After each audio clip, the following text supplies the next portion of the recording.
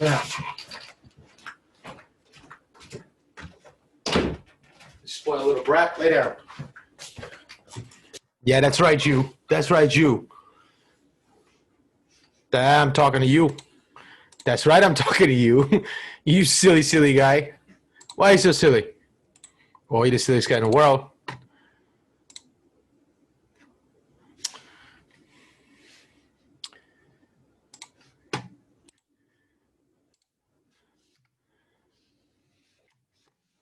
Stop being so silly. I'm telling you right now, buddy. You just stop being so goddamn silly, Eddie Dogs. Oh, stop being so silly. Oh, you lovely guy. Why are you so beautiful, Eddie?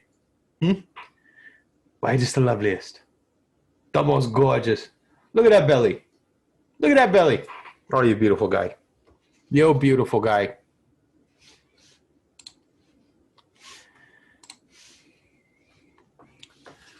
Hey-oh!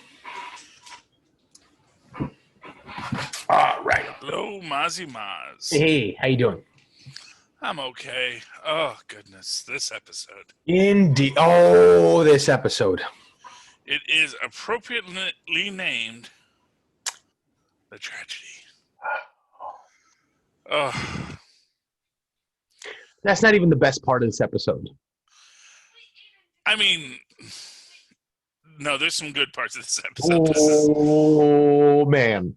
This is a good episode. So, That was directed by Robert Rodriguez. Yes. Oh, man. Robert Rodriguez, really?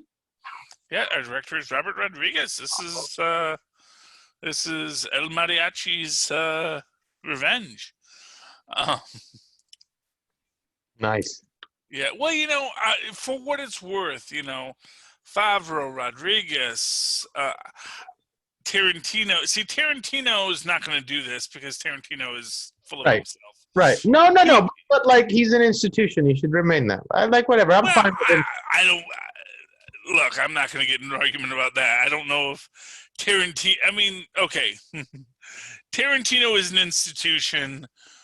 I'm not going to say he's better than Rodriguez. That's an irrelevant question. It's a matter of... But, like, as far as I know, what he's meant for the history of cinema, what he's meant for the history of at least how I've grown up, and what's been popular and what has sort of like guided the trends of what's cool. Fair enough. And I'm not here to be mean to Tarantino anyway. I have nothing but respect for the man. Right. And there's, hints of inspiration drawn from him all over the place. Yeah. I love Tarantino, but I also feel that he definitely has, and perhaps a well-deserved ego. Tarantino reminds me a lot of Alfred Hitchcock.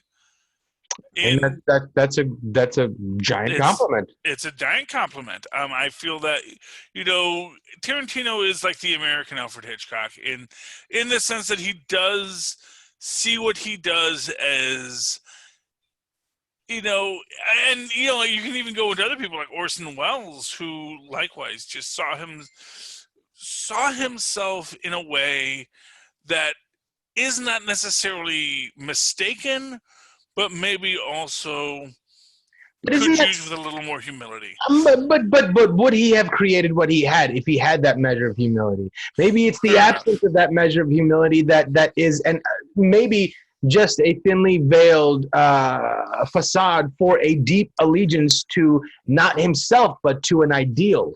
Not even to an idea, but to an idea how one should act.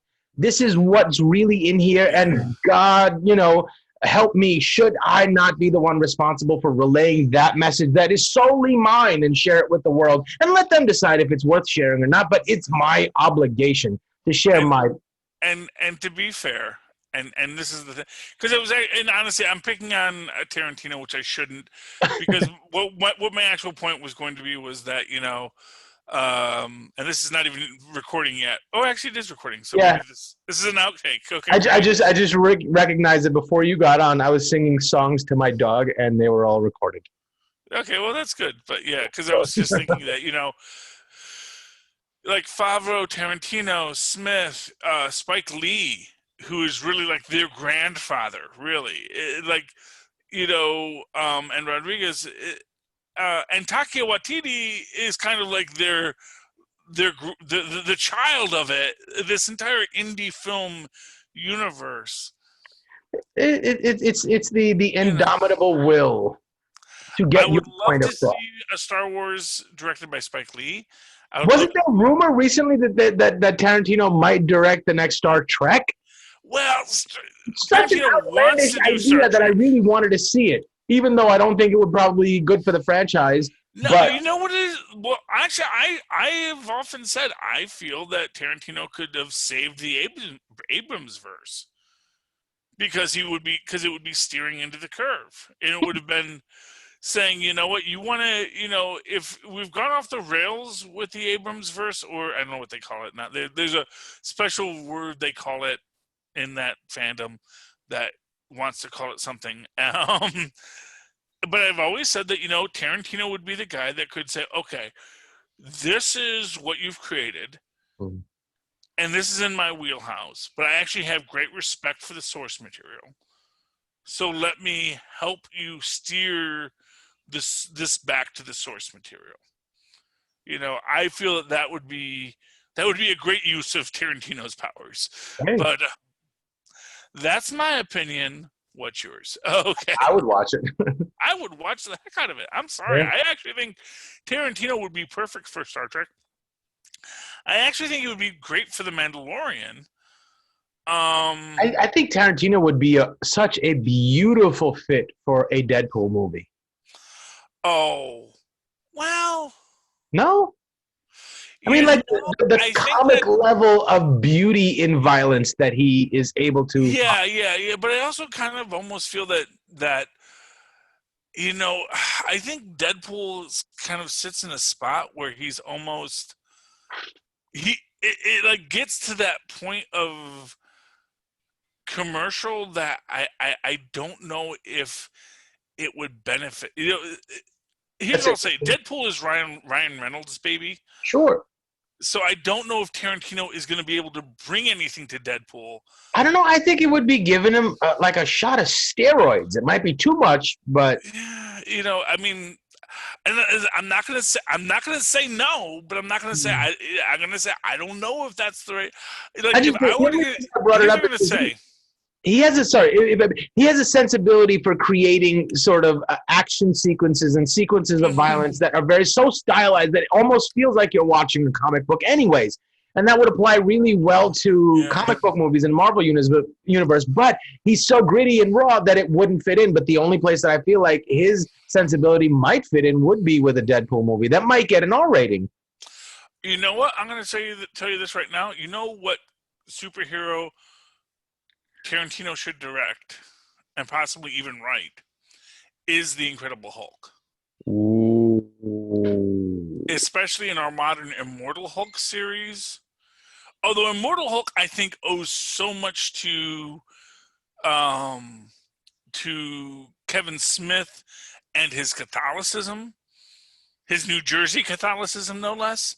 I think that there is this quality there that I think that see, Kevin Smith, he's a talky filmmaker, and I think that he would be great for any introspective superhero. But I know that that's not what people, or to be more specific, people like that, but someone needs to pair Kevin Smith with a good stunt coordinator.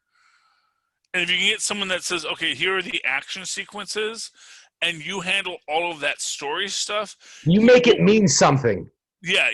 Well, here's where the punches go. We can handle the punches.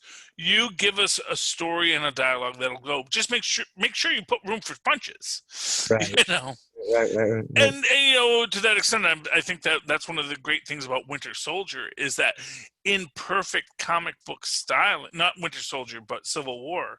Although, Winter Soldier as well. Civil War, you get that what you get in the comic, which is the dialogue as we're punching. And it's not just the punching; it is the dialogue. And oh man, I was watching a YouTube thing recently about the Princess Bride and Indigo's confrontation with the Six-Fingered Man, and you know, how it's very bad sword fighting, but it's really good story. And how every aspect of the fight and the story plays into this narrative. But anyway, let's get to what we're talking about tonight. Yes. So there you go, Phil. That's a bunch of free content for our Patreon subscribers. Let's get ready. Avast me hearties and ahoy mateys! Welcome once again to Full Stream Ahead. I'm your captain, Charlie the Professor Esser, and with me as always is me skinny rich friend and first mate. It's Mozz. Aye, Mozz. You're a mighty sailing man. So, tonight's episode, Chapter 14, The Tragedy, Season 2, Episode 6 of The Mandalorian. The Mandalorian and the child travel to an ancient site. Our director this night is Robert Rodriguez. Jon Favreau wrote and created this thing. Sometimes that's all you need, really. And George Lucas, our softest working man in show business. He just loves to cash the check. You know, I got to say to George Lucas, the man built an empire off of dreams in a way that I don't think very many people ever did. You know, I think even more maybe Stephen King, but even I'll say, all those other guys are very hands-on. Oh. Lucas is the guy who said, no, there's a galaxy and it's far, far away. It was a long time ago. And here is what's in there. And he is basically just a space pope. He doesn't actually tell you what happens, but he'll tell you what doesn't happen. And he was like, well, that's not actually what I wanted, and that's not actually the canon, and this is what it is. But he's so aloof to it. Or is it a gift to the community? The universe evolve. Or is it a gift to the community to say, hey, we're all in this. What does this mean? You want to add something? I'll let you know if it's good. Exactly. But that's what I love about it. That's what, like I said, he is stepped away in the sense he stepped away without being away. He is always going to be George Lucas. He's always going to be the creator of Star Wars. And we will always know that there is a canon in his head that is the true canon. But he's not going to force his understanding. He wants us to come to our understanding of Star Wars that he already has. He is already Yoda. He does not need to teach us. He does not need to tell us Padawans the way of the Star Wars. So I love that about this, and we were talking about this last episode too, just about the sandbox that George Lucas created for everyone. And this is very much in the sandbox. This is the episode.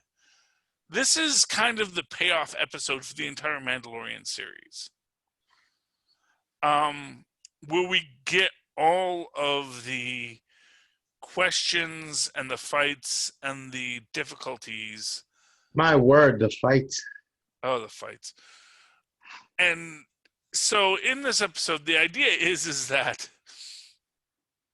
so last episode, of course, Ahsoka Tano told Din Djarin where to take the child. And the child, Grogu, as we know his name is, he can go to this place, and if the Force is with him, he can reach out through the Force to contact someone. And of course, everybody knows who he's going to contact. You know, let's be honest here. Because we know of the Star Trek universe, or the Star Wars universe, we know what was going to happen from this, but we don't get it here. So we won't go too deep into that. But it was like, I know when I was watching, I was like, well, that's obviously what would happen after this point. But you know, just obviously, you know, we may not get it this season, but obviously we know who's probably listening right now. Right. But in this moment, what we actually get is Ahsoka Tano has told him to go. He takes the child there, and then of course it's like, okay, we're here. So now what do we do?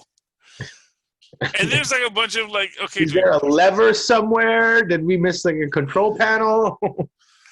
But eventually it is just he puts the baby down on the rock, and the rock is the button, and Grogu's butt is the finger that pushes the button, and that is what starts it all off. And now they you can see this big blue light of force energy goes up, and he's communicating with the force, and we see that this is really a force, quote unquote, field that no one can get through it, because we do see, especially when things start to go south, Jin Darren is constantly trying to get through this field to get the child, because he feels like we got to get out of here, and this is what we're dealing with.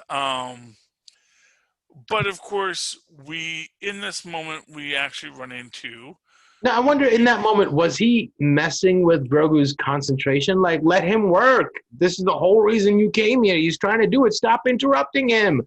Now he has to take energy away from doing what he's doing to stop you. Like, just do what you do and let him do it. I don't know how much energy it took to stop him, because this is the Force. This is like the super force power, and it's creating a laser beam up into the sky, which usually means it's the end of the world. So do you think Grogu wasn't even aware of the attempts?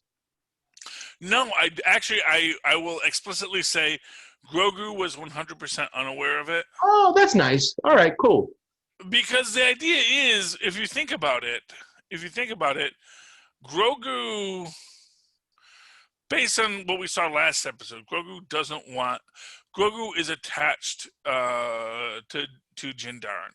Din Djarin. Din Djarin? Well, it's DJIN. Oh, that's a good point. I don't know. Yeah, I think it's Jin, because that's usually how you pronounce that. Interesting. Yeah, no, you're right. I've always pronounced the J in Jin, That's why we call them genies. We don't call them Deenies. We call them genies, because there's a J in there, Right on. So I'm assuming that they're going with that classic, Islamic pronunciation. People have actually. So it's the last name that has the DJ. The first name Din has just the D. Really? Okay. Yeah. I don't have it right in front of me, so maybe I'm wrong. Yeah, I know there was a Djarin. So it's Din Djarin. Okay. Din Djarin, yeah. Din Djarin. Since no one calls him Din Djarin in the entire episode. Yeah, I can see Walton Goggins showing up and being like, Djarin! Like from Django, Yeah. I mean, from this, I'm just going to say with it's like, even on IMDb, he's just called The Mandalorian. Right. So anyway, what was I talking about? So, within this, I don't think Grogu wants to hurt the Mandalorian. He doesn't. This is who he's bonded to. This is he knows he is safe. And that's really what it's about.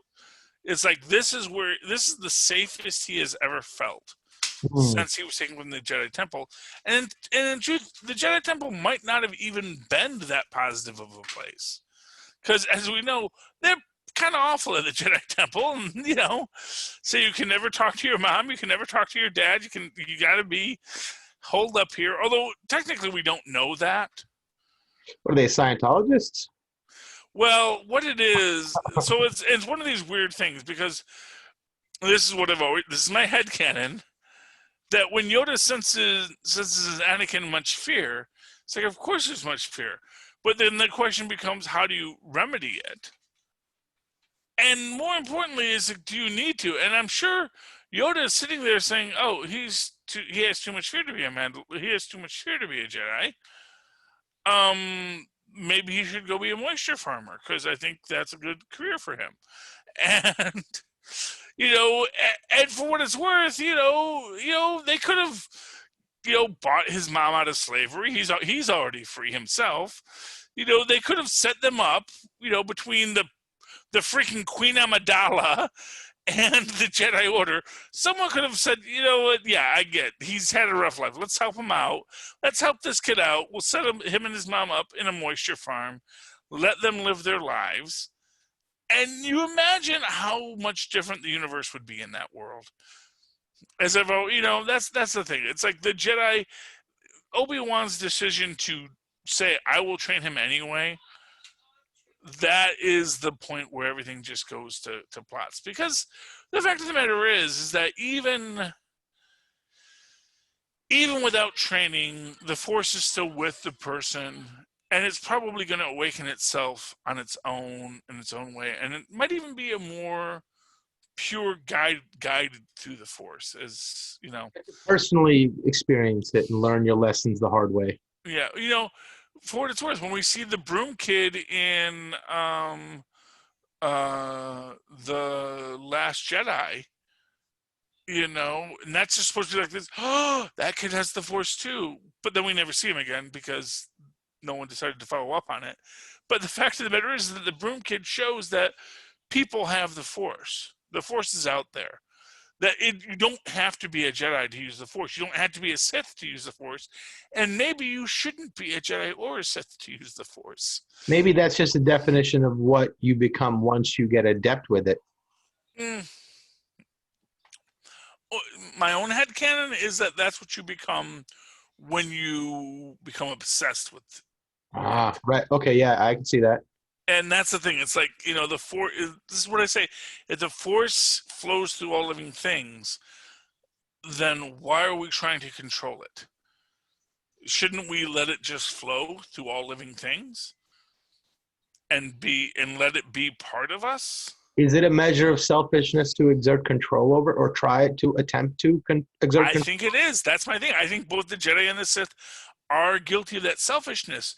The Jedi maybe for noble causes, the Sith maybe for venial causes, but in the end, they are both saying that, well, I will control the Force. I will say what the Force does, and I will say where the Force goes. And, and especially when it gets into that idea of, well, we'll use the Force for our own political gains. Well, immediately it gets weird. The fact that they decided to break up the Force into a dark side and a light side tells you right in there that, there's probably something not right in the way that they're doing it. Because if the Force is in all living things, then both the light side and the dark side must be a part of it. And maybe we shouldn't just assume that the dark side, the anger, the emotion, the desire is the danger, is the bad thing. Because right, and maybe the idea is not to try to find balance in the universe, but like the thing you should be really aiming for is to find the balance of the Force within yourself.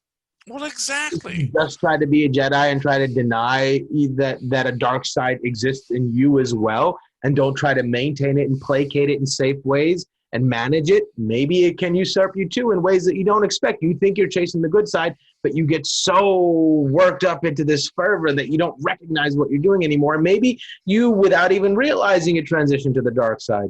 So the point is to find balance in yourself, not to force balance on your surroundings, but to find balance in yourself. That's all we can be responsible for. And the rest of the universe will take care of. But then again, you're confronted against this thing of like people that will nefariously use the Force. So do you just let them and only stay responsible for yourself? Or like, what do you do?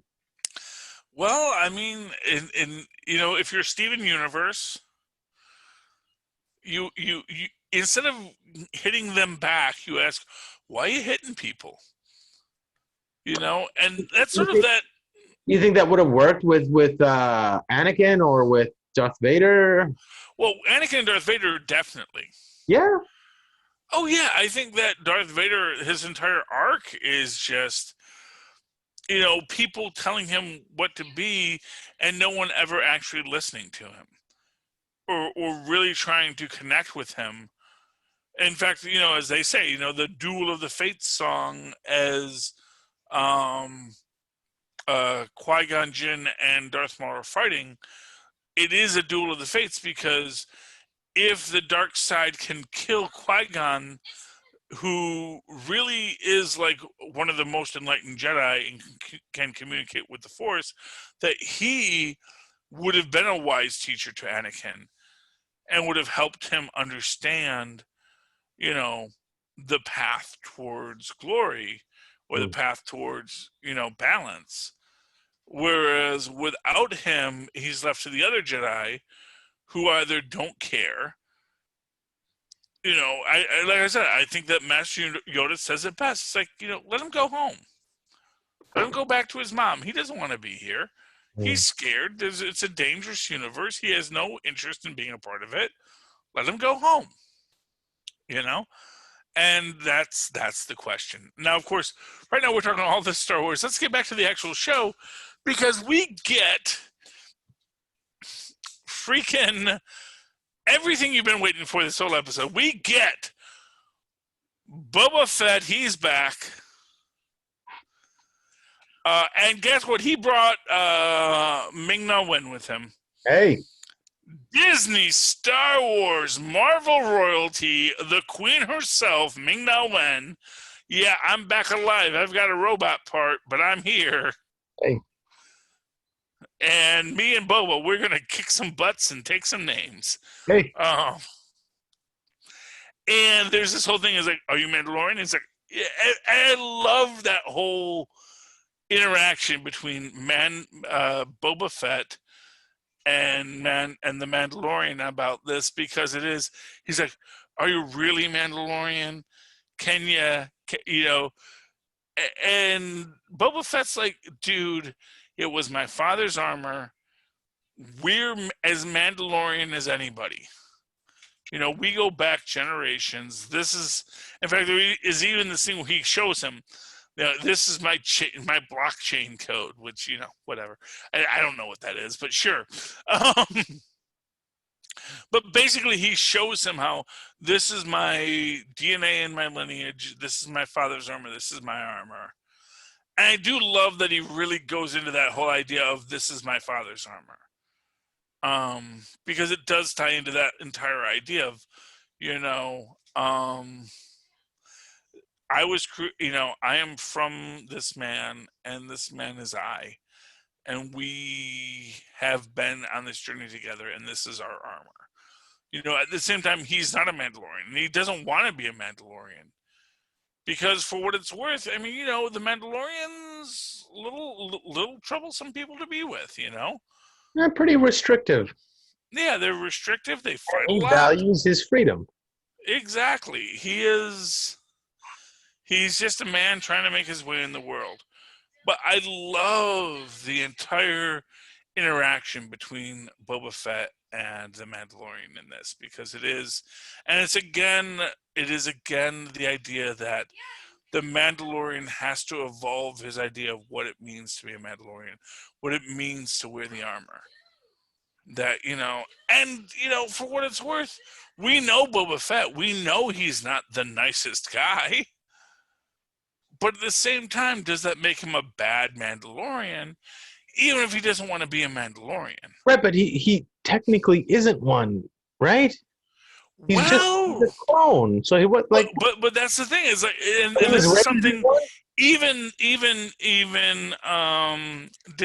Djarin will say, which is like, Mandalore isn't a race, it's a culture, it's a belief. So it doesn't matter that Boba Fett wasn't born on Mandalore, because Din Djarin wasn't born on Mandalore. Most Mandalorians aren't born on Mandalore, and those who insist on being of Mandalore as the prerequisite for being a Mandalorian, I mean, not for nothing, it is a classic diaspora race. If you are a diaspora race, you will need to, take in others, to, in a sense. Well, I think about, the Jewish diaspora, and, the fact that they do run a gamut from the Ashkenazi to the Sephardic to several other groups, including an entire Asian component of Judaism that exists. That is a existing group, and you see the same thing with Islam. You see this, and obviously we see it with Christianity, because we see it all the time with Christianity. From Nigeria to Japan, there you will find fundamentalist Christians wherever you go. It is an interesting quality of the diasporic cultures of the world, and the Mandalores are in this diaspora. And because they're in the diaspora, they take on other people. But at the same time, there will be others who maybe have a stronger link to the history of the Mandalores, but who honestly just set themselves up as a separate group and say, well, yeah, that's all well and good. I'm going to do me. And that's where Boba Fett and Jango Fett fall. Is by that point in history, the Mandalores had already basically started to implode within themselves between various different factions, including the, from the hyper-religious to the fully secular, which I do feel that, like, our I'm forgetting her name here, Bo-Katan Sakov character. Right. Isn't it open for interpretation, though? Isn't it the way open to interpretation? It's a personal thing of what you feel is the right thing to do. Are you following the code? There's a central set of guidelines, but I feel like the one thing I've always appreciated about that whole culture is that the way is rather open to interpretation. It's pretty strict in what it means, but how you interpret it is sort of up to you. And when you have that sort of philosophy, it has no choice but to be flowering into different, forms of expression. No? No, I mean, I agree 100%. That is the thing, is that there is more than one way. Right. And right. I think it's your way. That's the point. Well, and of course what it is it starts with "this is the way." Mm-hmm. But even as it is, this is the way, when we get the wisdom of the armorer, within that there is already this thing that, just because we say it's the way doesn't mean that's the only way. Mm. This is what you must do. This is your foundling. You have to find it a home. And that, I think, is what is most powerful about this, is that really, if you look at this entire series as an arc, you see how Din Djarin really is learning what it means to be a Mandalorian. At the start of it, he feels he is fully a Mandalorian. He is, he knows every ritual. He knows every fighting style. He knows exactly what he needs to be. And in its own way, this is him becoming the Mandalorian, because now is the time when, as Nietzsche might say, he slays his own dragon. He comes and says, I have learned all there is to learn from this. And now I must go beyond it. Now I must say, I know the way. The way is not what it needs to be. Or to be more specific, the way is not a path to a door, but a road leading forever into the horizon. Which is one of my favorite lines. It's from a comedy song called "Boot to the Head." Mm. But if you think about it, this is the greatest truth of all religion. It is not a path to a door, which has two meanings. One is a path that you look upon and say, oh, how wonderful. But also just the idea, oh, it's a path to a door. I just do this thing. I walk this line. I open the door, and ooh, enlightenment! Yay!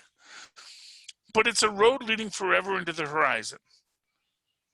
And this idea that the way is not a path to a door, but a road leading forever into the horizon is what is the nature of the Mandalorian culture. They are looking for a way to get forward. Their planet is destroyed.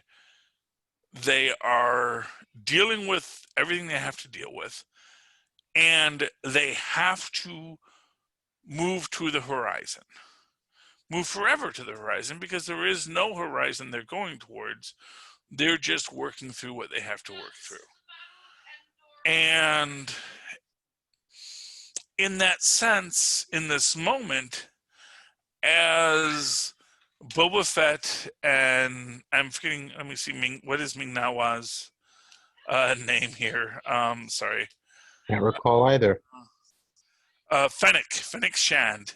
So Boba Fett and Fennec Shand show up to help the Mandalorian in this moment. They basically, a bunch of stormtroopers land. They take them out, and then how, by the way, yeah. What is the name of that weapon that Boba Fett wields? The little Boba Fett is wielding a Sand People's staff. My word, when he gives that dude the uppercut with the oh my God, that's such a beautiful shot. The way this is what a batleth should be. Oh. If you actually, for those, there's a whole subculture of weapons nerds out there who will tell you exactly how bad of a weapon a batleth is. It is not BA in any sense. Is that the weapon that he was using? Is that what it's called? No, a batleth is what Klingons use. Oh, with the scimitar thing? Yeah. But where it's the two-handed. Yeah. Because basically you have no thrust, and it's like the way you would get leverage on it isn't how you usually hold it like this. Right. Which basically means that you're just not using it in any strong way. You would actually. I tend to disagree, because I feel like if it wouldn't just be arms. You'd have to use your hips and your whole body to lean into it. But I think it's quite powerful. I mean, much what it is, like pitchers or cricketers, when they pull with this arm, it creates more force with this. So there is like a sense you can like pull and push. So what I will say is essentially what it comes down to is anytime that they want to create an alien weapon that isn't just a sword, they have to create something, and you're constantly in battle in your own senses. Well, gee, should we make it a sword or should we make it look cool? Because the sword is just a pointy stick. Right. And a batleth looks cool, but if you think about it, but if you actually do the physics of how you fight with a batleth, it's sort of like how, and here's a fun thing. Ahsoka Tano holds her lightsaber backwards. Mm-hmm. So her lightsaber is always this. And the reason you do this is, for those who are knife fighters would know, because it allows you to do this kind of a movement with it, and then you can flip it around and do this, so that you're cutting both ways, and you also have more power in it, in that sense, when it is pushed on this side. Right. The same way you'd use a bracer here. As opposed to holding it like this, where you have to basically move your arms out to expose your midsection when you're fighting. So it's a different fighting style, and basically batleths are bad for that. But what you see with this but I'm sure there's something batleths are good at. So to compare it to something that it would be bad at seems disingenuous.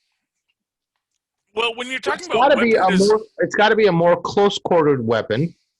Well, no, so the batleth was designed to look cool, that is because it is a regardless of where it came from. I don't think that it's an illogical weapon or an unuseful weapon. I think it can be quite formidable if someone knows how to use it.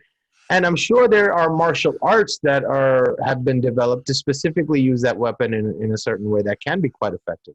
I mean, I'm sure you could. Here's what I'll tell you: you will see people use a batleth in a weapon, and what they invariably do is they're holding it one-handed by their side like this, and they'll flip it around like this, and they'll move it from hand to hand. I don't think that's the right way to use it. What? I don't think that's the proper way to use a weapon like that. Well, it's the proper way to use it if you want it to be effective. I don't think so. I think the proper way to use it would be to keep it close to you and charge forward and make it really close quarters. And all you do is if you're using it like a bayonet, elbows, it's basically like one of these, and your whole body's going. So it's like, like a Spartan shield kind of thing. It's not like you're not poking with it. You're more like dashing forward and like trudging forward like a football player or like an offensive lineman. Well, here's what I will say. I am not a weapons nerd per se. I do watch a lot of YouTube. And so what I will say is that clearly from the weapons nerds who talk about this, they do feel it is not a well-designed weapon. And again, I have to say, it is a fictional weapon. A batleth has never been used in close combat. What it was is they wanted to have something that didn't look like a sword, right, that the Klingons would use. But at the same time, to judge the genesis of the idea is one separate thing, but to judge the efficacy of the weapon itself, I think, is a different question. Well, no, because I think that goes into it. Because if you're designing the weapon to be visually appealing, right? But at the same time, if someone can say, "Okay, I can see how that weapon can be useful," I think just because you think it was a frivolous use of like even like a Deus Ex Machina kind of thing to make it look cool, whatever. Yeah, but at the same, that doesn't bear any relevance on whether or not it's effective. And just because you want it to be effective because you think the genesis of the idea was not so well thought out, I think that's unfair. To that extent, let us get back to the weapon that Boba Fett is using, which is the Sand Person staff. And in using that Sand Person staff, we actually do see the Sand Person staff's original design is really utilitarian. It is essentially a curved hook. It is basically a shepherd's crook with a big spike on the end, and then a little disc to keep the spike from going too deep. And what that actually gives you, however, is a really versatile bow staff weapon that has the spike that can both grab and pull, at the same time is unlikely to get stuck in something, and that is amazingly useful. And we see that one of the things this thing is useful for is literally cleaning the teeth of the big oxen creatures that that these sand people use. So it is a weapon that has been found to be useful. And again, this is this idea that someone designed something because it looked cool. Right. At the same time, like, and because it looked cool, weapons are often hidden in seemingly innocuous things. For example, capoeira is a fighting style from Brazil created by the slaves there that couldn't be seen by their masters as practicing martial arts. So they created a dance form that looked like dancing, but it was actually a martial art. So dangerous things can be hidden behind innocuous facades. And I think in that same way, yes, it was a tool used for this, but there are tremendous weaponizing capabilities to this. Oh, well, and again, that is true of a lot of things. But in that structure, what you have is the two different things. It'd be a difference, but it basically is the difference between someone saying, well, tap is a really great form of dance. If we made a fighting style that was based on tap dancing, you'd get West Side Story, which is beautiful. Right, but you can't take it and looks to something dangerous that in the way wouldn't they apply. present it.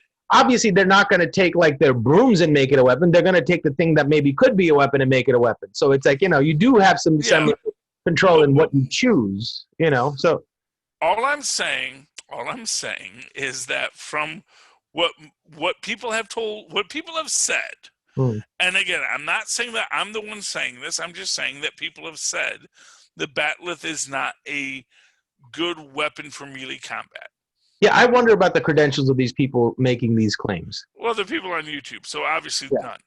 But at the same time, I find their argument hard to argue, especially since I don't see a lot of people arguing the counter narrative. Right. That's the thing. So for example, right now you're quite passionate about it, and I feel that if I was a metallurgist or a weapons maker and a Star Trek nerd, I would want to argue the advantages of the batleth.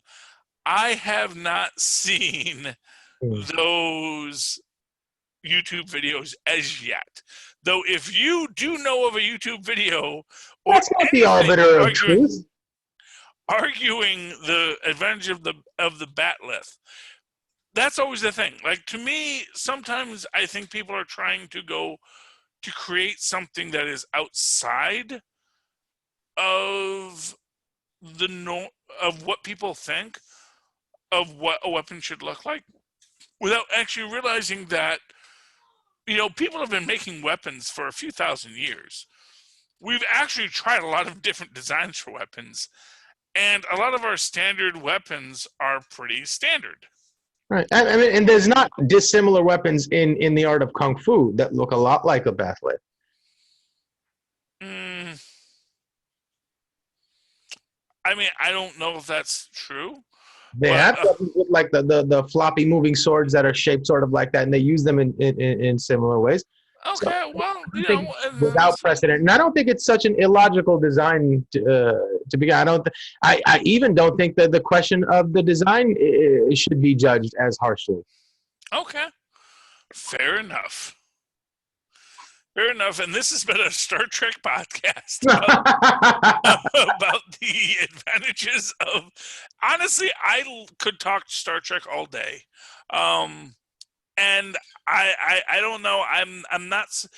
My biggest problem with the batleth is that if you're holding it like this, you're holding it with that underhand. You don't have to. Like how people when they deadlift, you're gonna hold it with the overhand. And that's one over, one under is the way you would do it, just like you were deadlifting. Yeah, and that would give you see that leverage in either direction, just like you were throwing elbows in Muay Thai, and it would be in close. Yeah. Even if you held it both like this, you still have and then the uppercuts, and then all these sorts of angles. You have to have more body movement, but that also gives you more head movement to avoid shots. So it's one of these things where it's a counter. Maybe it's more of a countering weapon. You have to see a strike come and move out and clap. Now your ribs are gone, So, see, in that argument, I can see that. I can see that argument strongly. The idea that as a counter weapon, it works. That it is, and I guess if you're there's an old saying my wrestling coach used to tell me, which is that every move has a counter move. So always let the other guy make the first move, because then you can counter it. And so in that sense, if Klingon hand-to-hand combat is based on the idea of waiting for the much like the samurais, Yeah, well, yeah. One shot, kind of. You only have that one shot, so you spend hours sitting there with, and then one guy psychs the other guy out, and that's when you deal the death blow, when you see his blow coming. Yeah, I mean, I guess if there's any argument to be made, it's just that I actually think that maybe most cultures would develop things that look a lot more like swords and weapons that we have, that we're familiar with, because they're actually fairly well designed after 1,000 years of figuring out how these things fit together. So that's the counter argument, that the problem with the batleth is that it doesn't. And here's what I'll say: maybe what it is most people in Star Trek aren't very good with batleths. Right. I think that is maybe the deeper story, is that even Klingons aren't that good at bat'leths because they mostly just use blasters. Or the people that have written for the Klingons haven't done the work to really explore how the weapon should be used. Exactly. Well, it is what it comes down to. And as you get deep, and for what it's worth, that is what we get with the Mandalorian in this series, is this idea that here is a character, Boba Fett, who was created for the Star Wars holiday special and has so little history up until this point. Huh. The fact of the matter is up until this point, he is, as people have said, he had like 4 lines in the series, and it's like he gets hit in the back of the jetpack, and that causes him to fall into the Sarlacc pit. So much up until this point has been just throwaways for this character. But here he is now. Here he is now, ready to face the day. And I think he's done a pretty great job. Quite frankly, I think what we get with the Mandalorian in this is amazing. And even though we have what is honestly the worst ending of any episode ever. I mean, it's just moving the goalpost, right? You got to give them somewhere to go. Yeah, but this is just, they blow up the Razor Crest. Yeah. But the knob is still there, man. He picks up the knob. That is beautiful. And I was hoping to see the knob in the last episode.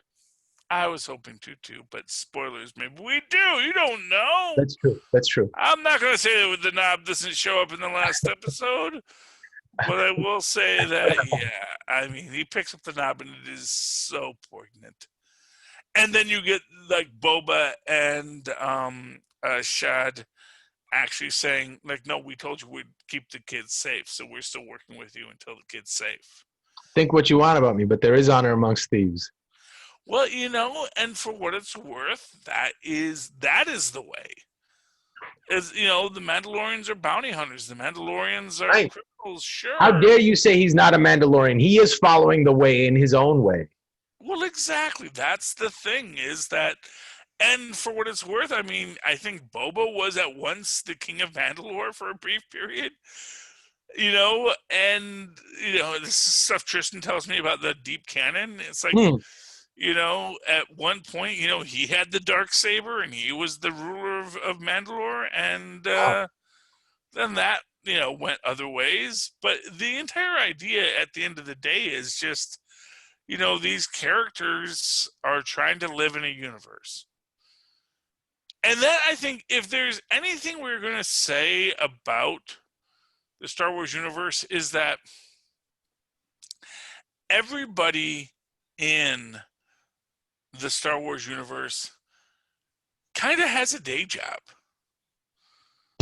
Kind of has a thing that they do when they're not fighting the Empire or what have you. They have a thing they've got a day-to-day that they have to deal with. If you're a princess, sure, you can be 90% fighting the Empire. But for most folks, you've got a moisture farm, you're a smuggler, and as I've said, quite frankly, most likely the smuggling of Han Solo is smuggling weapons to the rebellion, because it's not exactly like, the Empire needs you to smuggle them weapons. People have day jobs, people deal with all kinds of things. And so at the end of the day, the fact that we have this universe we can play in, and we can deal with people who have day jobs, but also have to fight an empire, is pretty interesting, I think. I don't know.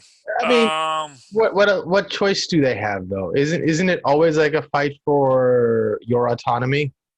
Well, yeah. Whether to this or to that. They'll always have their day job, but there will always be the fight, right? Mm-hmm. No, I think you're right. I think you're 100% right. There will Someone's always be always this going to fight. want to be in control. Yeah. So anyway,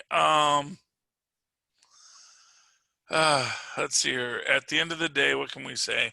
We finally get to see these droid troopers, these dark troopers, or what do they Death call them? Troopers. Tristan calls them Death Troopers. He was really hoping they're Phase Zero. Mm. Whether they are or not, we don't know. That means they would still have humans with an armor, right? Yeah, arguably. Hmm. I don't want to. Honestly, here's what I'm going to say. Hmm. Um, when you break it down, the argument that is made for how the Death Troopers are, Hmm. you immediately have to stop and say, well, gee, that didn't work the first time. Hmm. You know, it just seems odd, the choices they made. So I will leave that there for now. We'll talk about that next week. For those who don't know, I don't know if we ever have explicitly said it, but yeah, the Dark Troopers steal Grogu. Hmm. They fly off. They blow up the Razor Crest. Fortunately, Slave One is still a viable system. So Shad and Boba agree to help Din Djarin chase down the kid. And that's really where we leave this episode. Because we're setting up for the next 2 episodes that get pretty cool.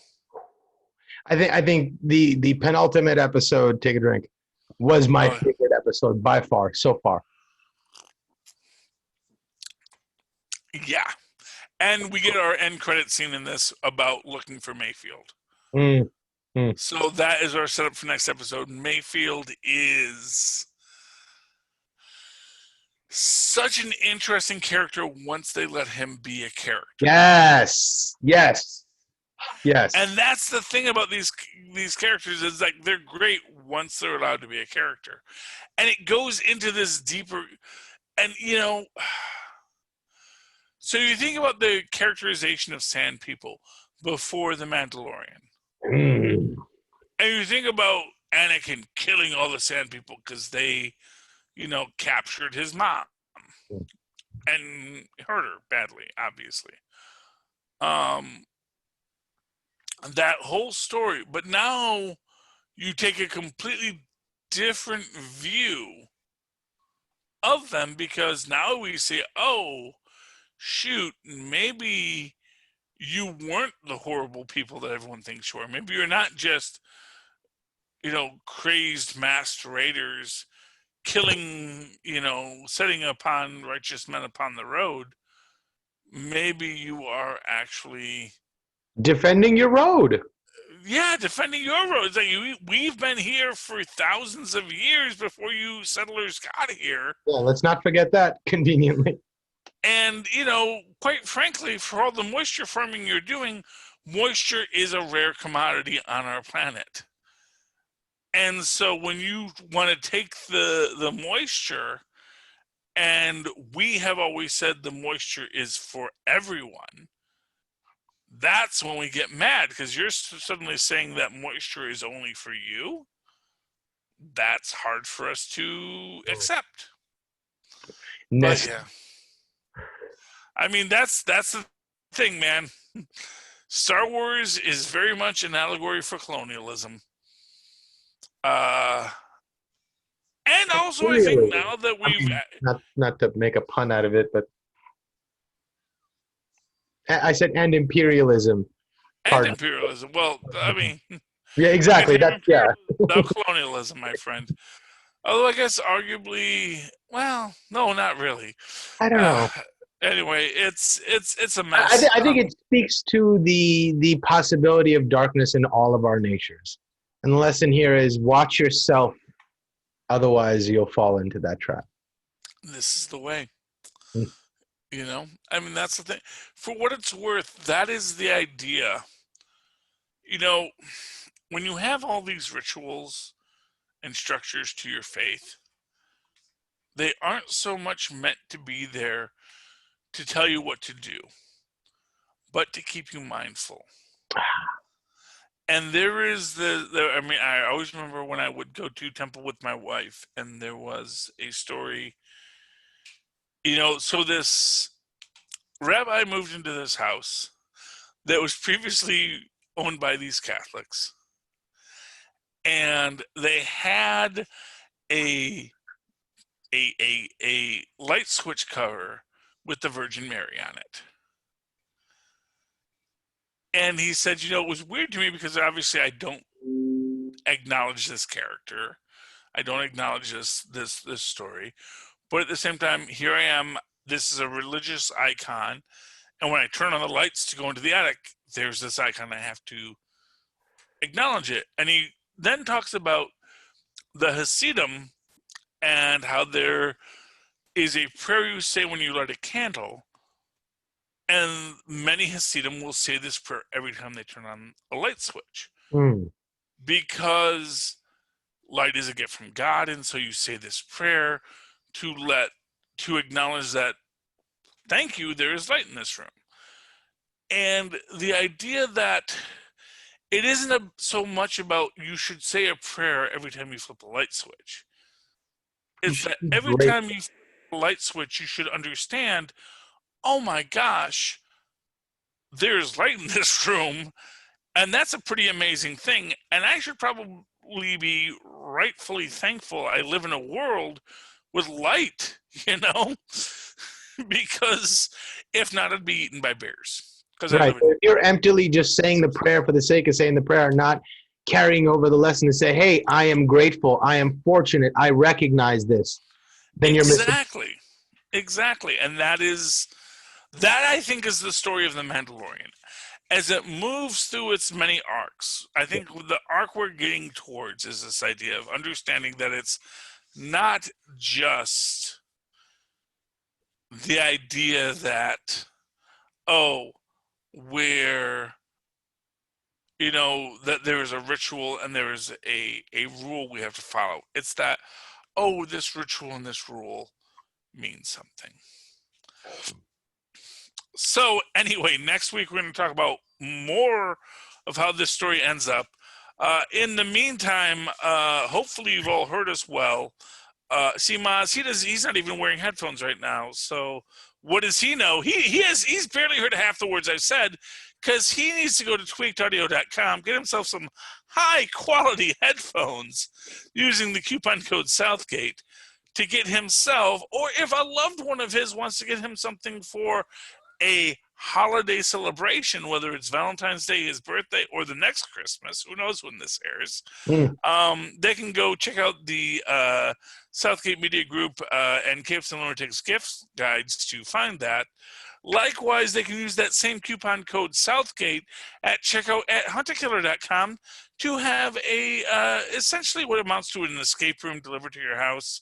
And it's basically a bunch of interesting clues and ideas that tie into a cold case that the character Michelle Gray needs to solve. After that, why don't you go down into our show notes, click on the Amazon link, go to Amazon, buy whatever the heck you want, because it doesn't really matter to us what you buy. It doesn't matter to you what you buy. You don't have to tell us. It costs you a dime. It actually helps out the show because you went to Amazon through our link, and the cookies provide. And while you're there, check out Pod Life, the book, available on digital download or paperback. It is a book written by Southgate Media Group people and talking about why they podcast. And, if you ever wondered, this is why.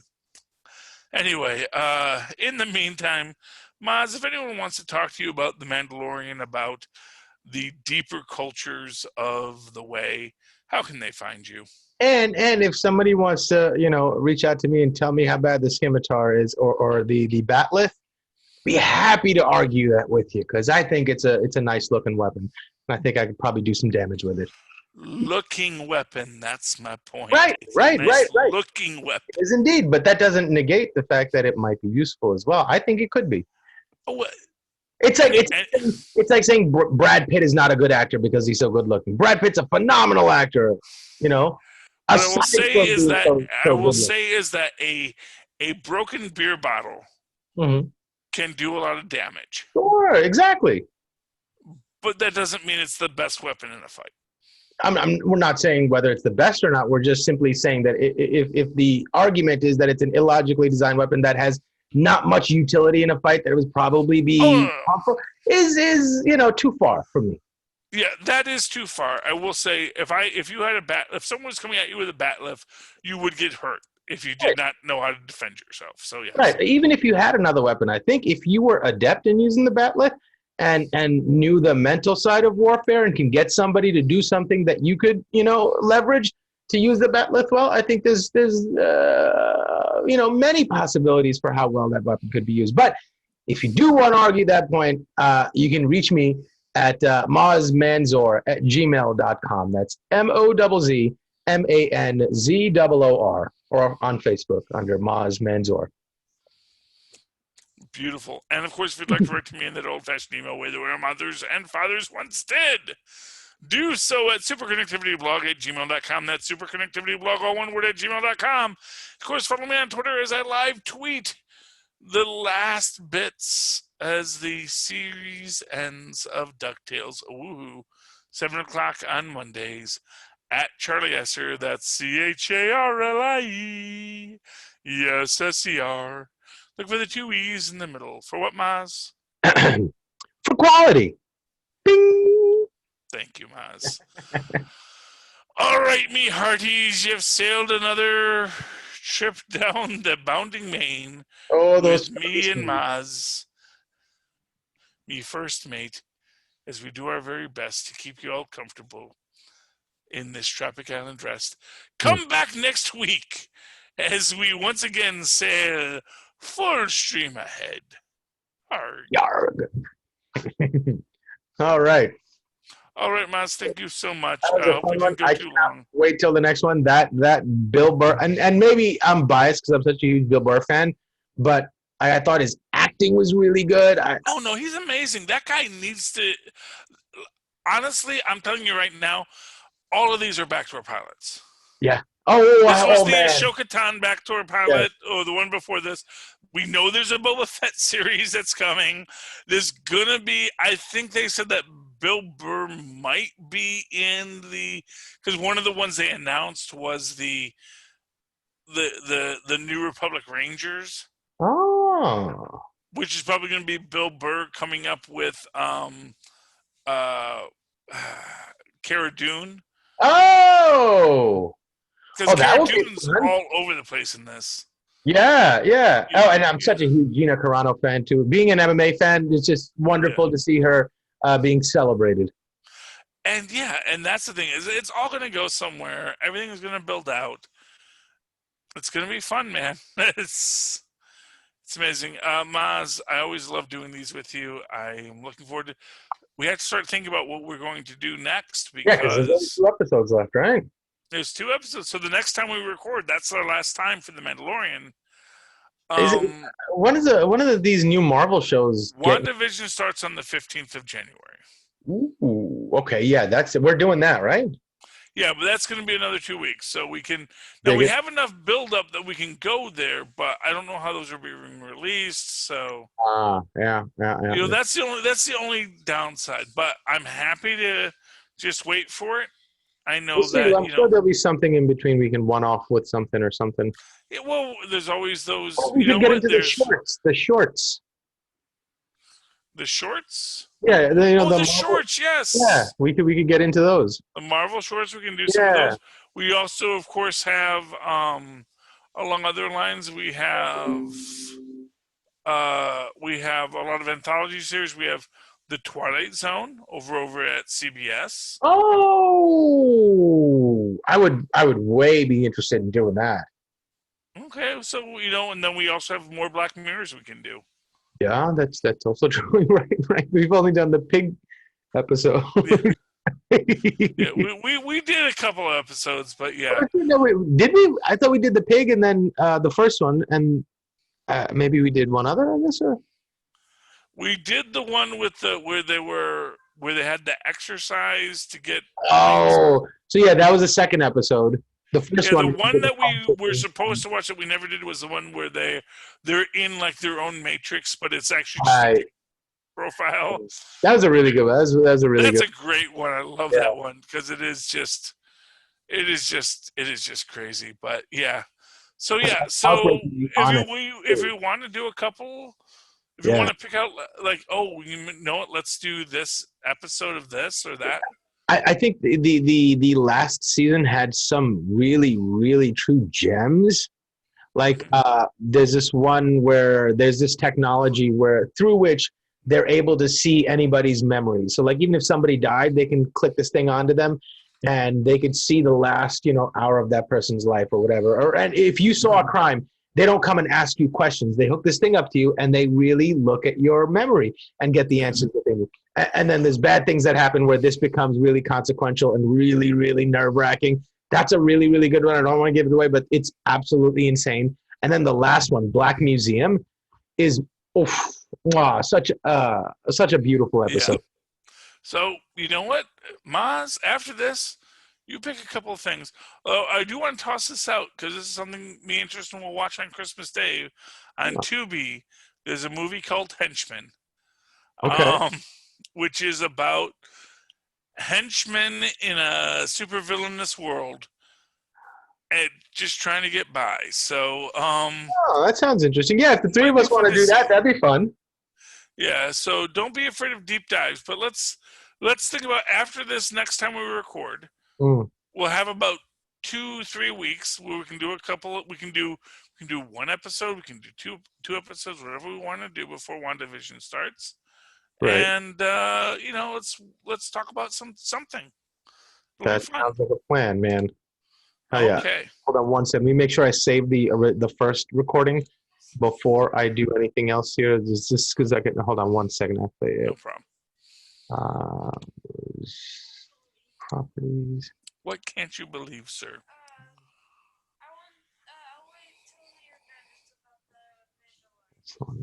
We're done recording the show, so. I know. But you know what? We get a book of Boba next week. Indeed. Yeah, exactly. That is like the most beautiful thing about this is that Disney did this whole drop of everything they're doing, and they didn't even mention. Oh yeah, that's right. Next year, December, we're doing Book of Boba. Oh man. If you didn't know, sorry. Yeah. Do you think there will be some sort of coffee chain that will hop on this and create like Boba Fett tea?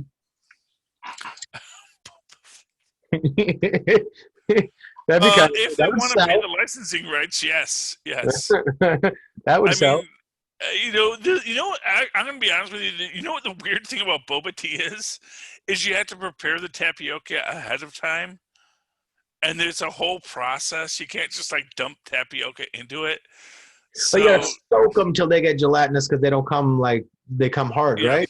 Yeah, you got to work with them in a bit. So it's interesting to me just the idea of boba tea, but Boba Fett tea. But yeah, I'm certain someone's gonna sell that. I hope so. It's too easy. It's a logical following. I'm sure it will be a meme. Yeah.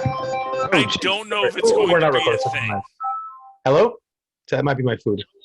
Okay. Not too bad. How are you? I'll be right there. Thank you very much. Okay, Mozz. I'll talk to you later. Have a great night. Thank you, Charlie. You too, sir. Bye.